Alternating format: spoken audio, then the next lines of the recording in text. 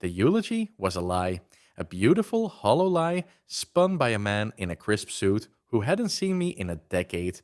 He spoke of a life well lived, of a woman cherished by her community, of a mother adored by her son. From my new, strange vantage point, I watched the sea of black hats and solemn faces. I saw my sister dabbing her eyes with a lace handkerchief, and my old friend Eleanor gripping her husband's hand. But the one face I searched for, the only one that truly mattered, was not there. My son, Daniel, was not at my funeral. He was 50 miles away at a catered brunch with bottomless mimosas, celebrating his wife's 35th birthday. He made his choice, and as they lowered my casket into the cold, unforgiving earth, I smiled, because I had left him a gift, a very special inheritance delivered by my lawyer that would ensure he would remember his mother for the rest of his miserable life. Hey everyone, welcome to the channel When Love Betrays. The air in St. Jude's was thick with the scent of wilting lilies and cheap perfume, a nauseating cocktail I'd always despised. It was a perfect setting for this symphony of performative grief. I saw them all, the players in the final act of my life, assembled in the polished pews. My cousin Martha, who once accused me of stealing her grandmother's silver, was weeping with the theatricality of a silent film star. Mr. Abernathy, from down the street, who let his dog dig up my rose bushes for years, stood with his head bowed in a show of faint reverence. They weren't mourning me. They were mourning the idea of me, the convenient neighborhood fixture, the reliable donor to the church bake sale. They were mourning a reflection of their own mortality, and perhaps a little piece of their own past. I felt no anger towards them, only a distant, clinical pity. They were extras on a set, and the lead actor hadn't bothered to show up. My son, Daniel, my boy, I could picture him so clearly it was as if I were there. He would be wearing the navy blue cashmere sweater I bought him for his last birthday, the last one he'd acknowledged with more than a cursory text message. He would be standing by the brunch buffet, a champagne flute in one hand, his other arm draped possessively around his wife, Amelia. Ah, Amelia, the architect of my obsolescence. I saw her in my mind's eye, her laughter sharp and bright, a sound that always set my teeth on edge. She'd be in a dress that cost more than my first car, her blonde hair catching the light, a queen on her throne of gilded vapidity.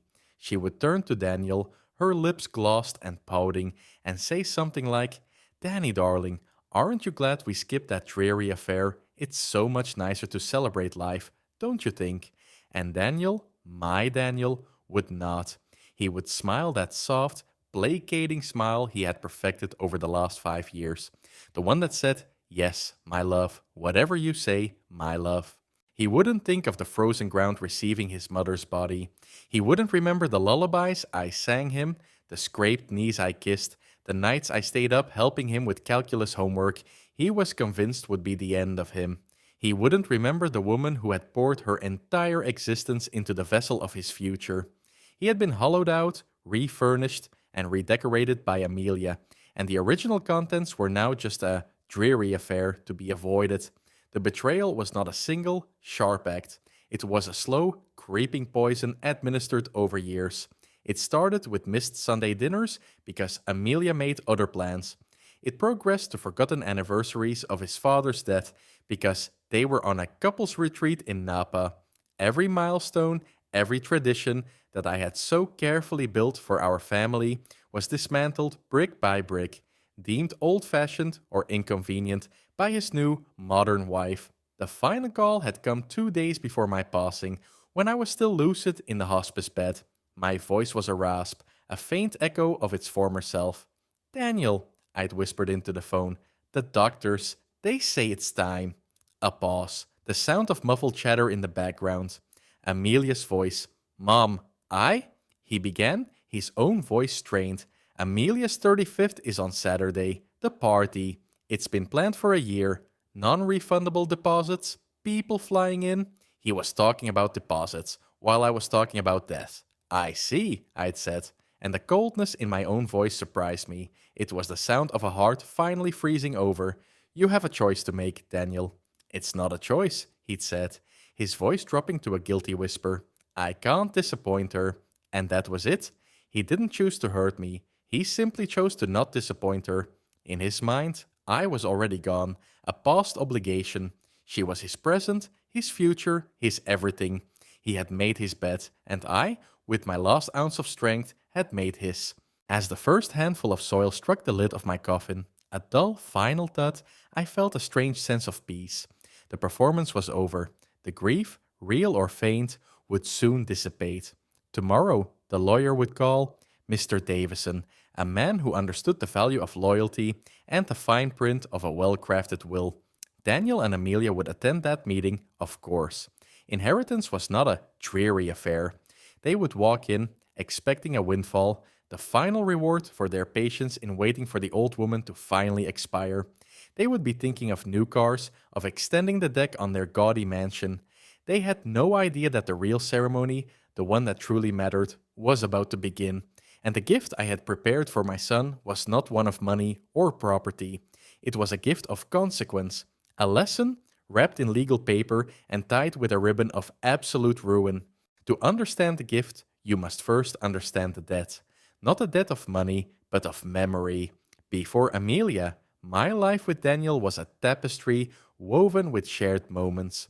I remember the weight of him as a toddler, asleep on my chest, his small hand curled around my finger.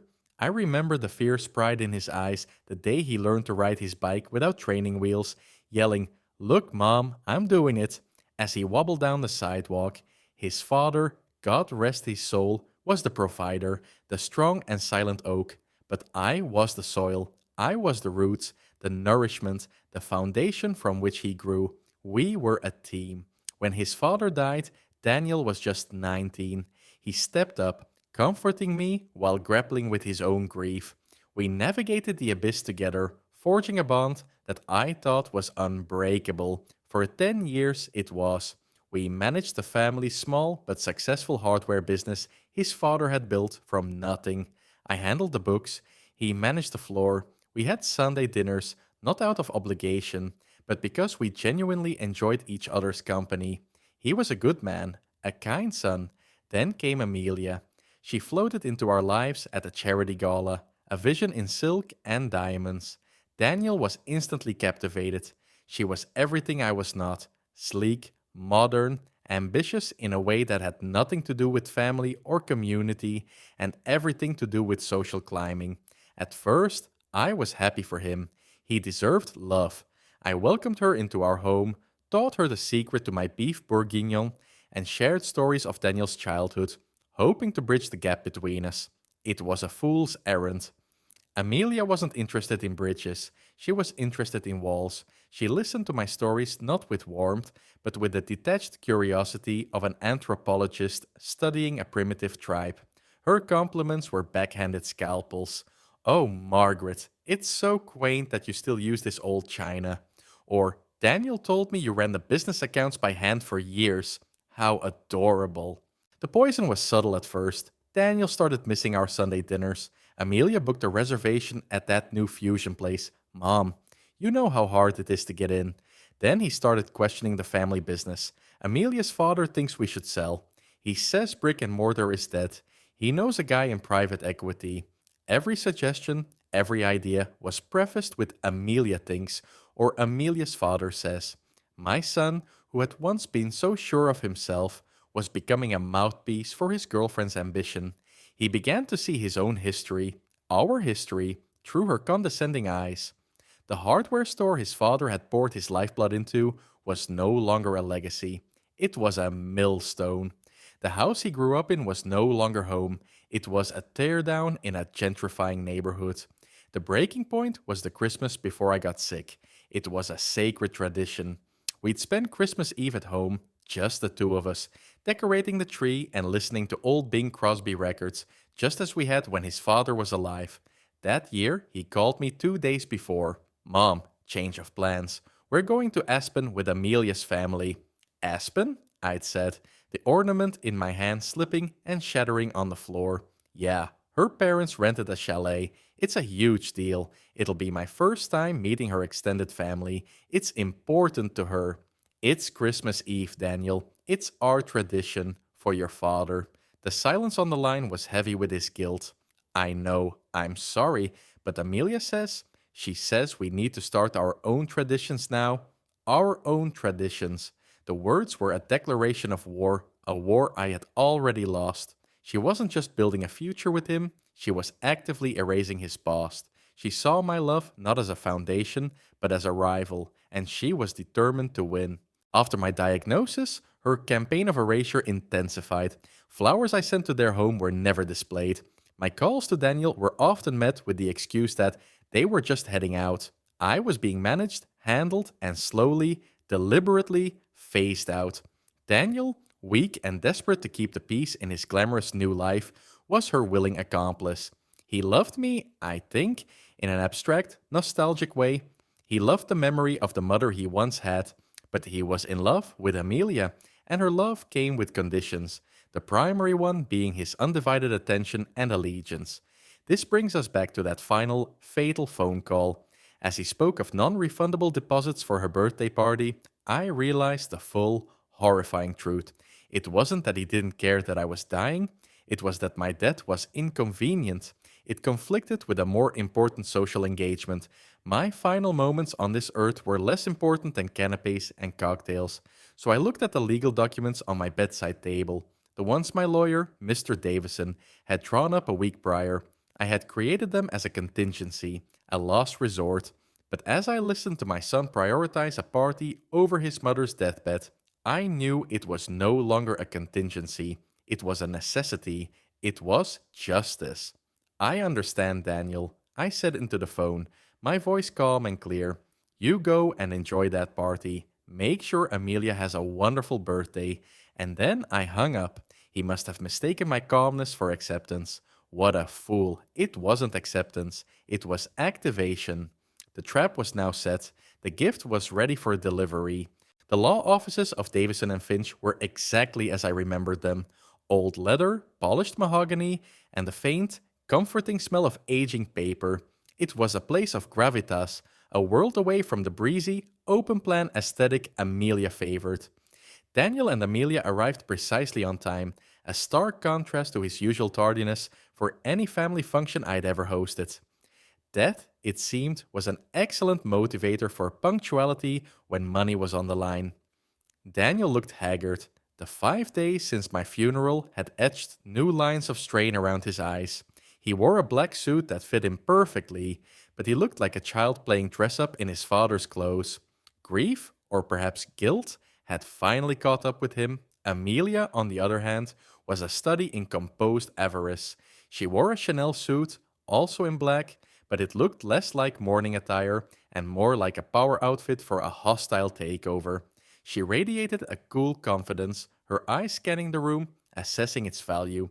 She gave Mr. Davison a tight, professional smile that didn't reach her eyes and sat beside Daniel, placing a manicured hand on his knee in a gesture that was meant to look supportive but was, in reality, an act of ownership. Mr. Davison, a man whose face was a roadmap of 80 years of quiet integrity, adjusted his spectacles and cleared his throat. "Thank you for coming," he began, his voice dry as autumn leaves. "I was Margaret's friend for over 40 years, as well as her legal counsel. She was a remarkable woman, astute, clear-headed to the very end." He paused, letting his gaze linger on Daniel for a moment longer than was comfortable. Daniel shifted in his seat. "Let's proceed," Davison said, unfolding the will. "This is the last will and testament of Margaret Ann Sterling." He went through the preliminary bequests, his voice a steady monotone. "My collection of antique porcelain was left to my sister, much to her audible delight. My personal jewelry was to be divided between my nieces. A significant donation was made to the local animal shelter where I had volunteered. Standard, predictable philanthropy. I could feel Amelia's impatience growing, a low hum of energy from across the ether. This was the boring part for her, the opening acts before the headliner. Finally, Davison arrived at the main event.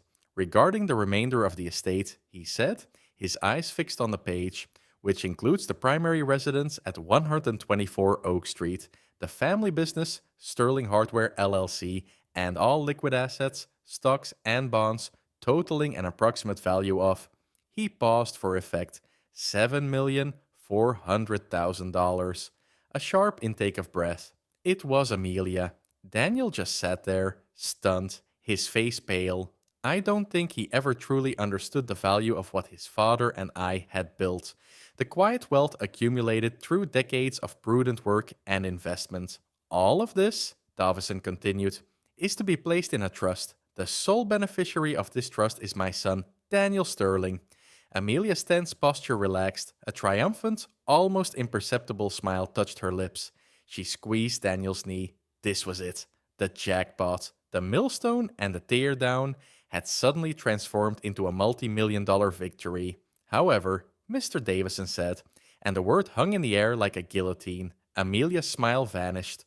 Daniel's head snapped up. Margaret was very specific, the lawyer said, peering over his glasses at Daniel. The trust comes with a condition, a non-negotiable stipulation that must be met in its entirety before any assets, principal, or interest can be accessed. The room was silent. Daniel leaned forward. A condition? What kind of condition? Mr. Davison took a slow, deliberate sip of water. He was enjoying this, the old fox. He was my final proxy, my instrument of instruction. It is, shall we say, an unorthodox one, he said. The will stipulates that for you to inherit, you must first right a wrong. A very specific wrong. Amelia scoffed, a short, sharp sound of disbelief. What is this? A game show? What wrong is he supposed to right? Davison ignored her completely, his eyes locked on my son. On the day of your mother's funeral, you chose not to attend. You were, as the will notes, attending a birthday celebration for your wife. Daniel flinched as if he'd been struck. The color drained from his face, leaving a sickly, gray pallor. He opened his mouth to speak, but no words came out. Your mother, Davison continued, his voice devoid of emotion, felt this was a profound dishonor. Therefore, she has stipulated the following. You, Daniel, are to organize a new memorial service for her. It must be held at St. Jude's, on the same day of the week and at the same time as the original service. Amelia let out a short, incredulous laugh. That's it? He just has to throw another funeral? That's easy. I have not finished, Davison said, his voice dropping an octave, commanding the room. There is a second part to the condition, and it is this part that is crucial. He looked directly at Daniel, a flicker of something, pity, perhaps, in his old eyes. At this new memorial service, for you to inherit, you must deliver the eulogy yourself.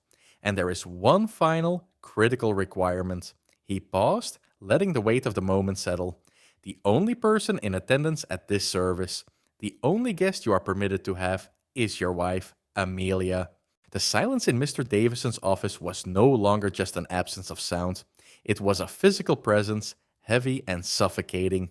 Daniel stared, dumbfounded, his mind struggling to process the sheer, calculated cruelty of my final wish. Amelia was the first to break. That's insane, she snapped, her voice shrill. It's vindictive and manipulative. You can't be serious. We'll contest this. Mr. Davison slowly removed his glasses and began polishing them with a small cloth. You are welcome to try, Mrs. Sterling, he said with weary calm. However, Margaret's psychiatric evaluation, conducted 2 weeks before her passing, confirms she was of exceptionally sound mind. The will is ironclad. The language is precise. No eulogy, no audience but you, no inheritance. The alternative, should Daniel refuse or fail, is that the entire $7.4 million estate is immediately and irrevocably transferred to the Margaret Sterling Foundation for abandoned animals. The choice is his. The drive home was a masterclass in frozen fury. Amelia sat ramrod straight in the passenger seat of their silver Mercedes, staring out the window. Daniel drove, his hands gripping the steering wheel so tightly his knuckles were white. The life they had dreamed of, the effortless wealth that was supposed to fund their future of resort vacations and country club memberships, was now held hostage by a ghost. And I was a ghost with a wicked sense of humor. She did this to humiliate me, Amelia finally spat out, her voice trembling with rage. To make me sit there, alone, and listen to him talk about her. It's a power play, even from the grave. Amelia, please, Daniel started. Don't you, Amelia, please me, she shrieked. turning on him. This is your fault. You were always so weak with her. You should have managed her. Set boundaries. Now look, we have to jump through hoops like circus animals for a crazy old woman's final joke. The words crazy old woman struck Daniel. I watched from my detached place as a flicker of his old self, the loyal son, sparked in his eyes. Don't call her that. I'll call her whatever I want, Amelia yelled. She's trying to ruin our lives. She's trying to give us over $7 million, he yelled back, the car swerving slightly. All I have to do is give a eulogy. It's 1 hour, Amelia, 1 hour of your time for a lifetime of security. Can't you do that? For us? Her face hardened into a cold mask of calculation. She did the math. 1 hour of feigned solemnity in exchange for millions. The businesswoman in her took over. Fine, she said. Her voice clipped. Fine, I'll do it. But you'd better make that eulogy good. Make it worth my time. The following week was a special kind of hell for my son. He booked St. Jude's, the same cavernous, cold church. He spoke to the priest. He arranged for a single spray of white lilies, my favorite, to be placed on the altar. But the hardest part was the eulogy itself. For 3 nights, he sat in his home office, a laptop open, a blank page staring back at him. How do you eulogize a mother you effectively abandoned? He started with cliches. My mother was a loving woman. He deleted it. It sounded hollow. He tried anecdotes. I remember when she taught me to ride a bike. It felt trivial, a flimsy bandage on a mortal wound. He tried to write the things Amelia would want to hear. A quick, painless tribute that would get the job done, but the words felt like ash in his mouth. He was forced, for the first time in years, to actually think about me, not as an obligation or an obstacle, but as a person. He pulled out an old photo album he hadn't opened since before his father died. There I was, younger, vibrant, holding him as a baby. There we were at his high school graduation, my arm around his shoulder, beaming with a pride so fierce it practically leapt from the photograph. He found a box of my old letters in the garage, tucked away in a dusty corner Amelia had designated for sentimental clutter. He read my letters to him when he was at summer camp, filled with news about the dog and encouragement for him to try his best at archery. He found a letter his father had written to me just after Daniel was born that I had saved. Margaret, it read, I see the way you look at him. A love like that could build mountains or tear them down. He began to see. He saw the slow motion car crash of his own choices. He saw the 1,000 small cuts he had inflicted, the traditions he had discarded, the love he had taken for granted. The blank page on his laptop was no longer just a task to be completed. It was a mirror reflecting a man he didn't recognize and didn't like. The day of the memorial arrived. It was a gray, drizzling Tuesday, just like the day of my real funeral. Daniel stood at the lectern in the vast, empty church. The sound of his own breathing echoed in the cavernous space. The priest, after a brief and awkward prayer, retreated to the sacristy, leaving them alone as instructed. There was only one person in the pews, Amelia. She sat in the front row, scrolling impatiently through her phone, her expression one of utter boredom. She looked up and tapped an imaginary watch on her wrist. Let's get this over with, Danny, she sighed. Daniel looked at her. He looked at the sleek, expensive phone in her hand, at her bored expression, at the woman who saw this moment not as one of reflection or atonement, but as an inconvenient transaction. Then he looked at the white lilies on the altar. He looked at the stained glass window depicting St. Francis, the patron saint of animals, the very foundation his inheritance would go to if he failed. He opened his mouth, holding the pages of the stilted, awkward eulogy he had finally cobbled together, but the words he had written suddenly felt like a lie, another beautiful, hollow lie. And he knew, with a certainty that chilled him to the bone, that I wasn't just asking for a eulogy, I was asking for the truth. He looked at Amelia, and for the first time, he saw her not as his glamorous, sophisticated wife, but as the architect of his greatest shame. The gift wasn't the money. The gift was this moment, this choice. He lowered the papers. Amelia, he began, his voice shaking but clear. There's something I need to say. Amelia looked up from her phone, her brow furrowed in annoyance. Are you starting? The meter is running on the car service, Daniel. This eulogy. I can't read it, he said, letting the paper slip from his hand and flutter to the stone floor. They landed with a soft, final sound in the echoing silence. What are you talking about? She hissed, finally giving him her full attention. Read the speech, we get the money. It's that simple. No, he said, his voice gaining a strength I hadn't heard in years. It was the voice of the boy who stood up to bullies in the schoolyard, the voice of the young man who held me together after his father died. It's not simple. None of this is simple. He gripped the sides of the lectern, his knuckles white. He wasn't speaking to her anymore. He was speaking into the vast, empty space, to the lilies, to the stained glass saints, to me. My mother deserved better, he began, his voice thick with unshed tears. She deserved a son who showed up, not just at the end. She deserved a son who remembered her birthday, who called her back, who didn't treat her love like an item on a checklist to be managed.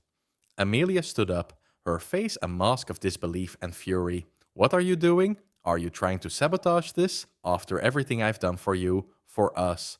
What have you done? He shot back, turning to face her directly. The dam of his resentment, built over years of her casual cruelties and manipulations, finally broke. You taught me to be ashamed of where I came from. You called my father's business a millstone and my childhood home a tear down. You isolated me from the one person who loved me unconditionally, and you convinced me it was for my own good, that it was starting our own traditions. He took a step down from the altar, closing the distance between them. The last time I spoke to her, she was dying, and I was talking about non-refundable deposits for your birthday party. Your party. Do you have any idea what that feels like? To know that those were my last words to her, to know that I chose a champagne brunch over holding my mother's hand as she left this world. Tears were now streaming down his face, hot and cleansing. She wasn't a crazy old woman, Amelia. She was my mother, and she was right. She was right about everything. Amelia stared at him, her mouth agape. The calculation in her eyes was replaced by pure, unadulterated rage. So that's it? You're choosing her, a dead woman, over your own wife. No, Daniel said, a strange calm settling over him. I'm choosing me, the person I was before I met you, the person I should have been all along. He looked around the empty church. This was her gift. I see that now. It was never about the money. It was always about the money, Amelia screamed, her voice cracking. And you just threw $7 million away for a sentimental speech in an empty church. She snatched her purse from the pew. You are pathetic. You are weak. Just like she always thought you were. Have fun with your memories and your animal shelter, Daniel. I'm done. She turned and stormed down the aisle, her heels clicking an angry staccato on the stone floor. The great wooden doors of the church slammed shut behind her, the sound reverberating through the nave like a thunderclap. And then there was silence. Daniel stood alone in the center of the vast church, the sobs finally subsiding into shuddering breaths. He was a man stripped bare. He had lost his inheritance. He had lost his wife. He had lost the life he had so carefully constructed. A week later, Mr. Davison called him. Daniel, the lawyer said, his voice gentle. The funds have been successfully transferred to the foundation, as per the will's instructions. I know, Daniel said. It's what she wanted. There is one more thing, Davison said. Your mother left a personal letter for you, to be opened only upon the fulfillment or failure of the condition. Shall I mail it? I'll come pick it up, Daniel replied. He sat in his car outside the lawyer's office and opened the old cream-colored envelope. My handwriting, though slightly shaky, was clear. My dearest Daniel, it began. If you're reading this, it means you have finally seen. Whether you stand now as a rich man with a hollow heart or a poor man with a broken one, my true gift has been delivered. It was never the money. The money was just a bait. The gift was a choice, a chance to stand in a quiet room and look at your life and decide what it was truly worth. I did not do this out of spite, my son, but out of a love so deep it had to use harsh tools. I saw you disappearing. I saw your spirit being eroded, your kindness being tarnished. I could not save you from her while I was alive, so I had to try one last time from beyond. The $7 million is gone. Good. It was a weight, not a prize. Your father and I built our lives on hard work, love, and integrity, not on luxury and status. Perhaps now you can find your way back to that. It will be a harder path, but your soul will be your own. The true inheritance I leave you is this: the painful, terrible, beautiful gift of a second chance. A chance to build a life you can be proud of, a life your father would have respected, a life where you show up. Be a good man, Daniel. It is all I ever wanted. All my love. Mom Daniel folded the letter, his hands trembling. He had nothing, and yet, for the first time in a very long time, he felt free. The road ahead was uncertain, but it was his. He started the car and drove away, not knowing his destination, but knowing, finally, who was behind the wheel. And from my new, strange vantage point, I watched my son begin his long journey home, and I was at peace.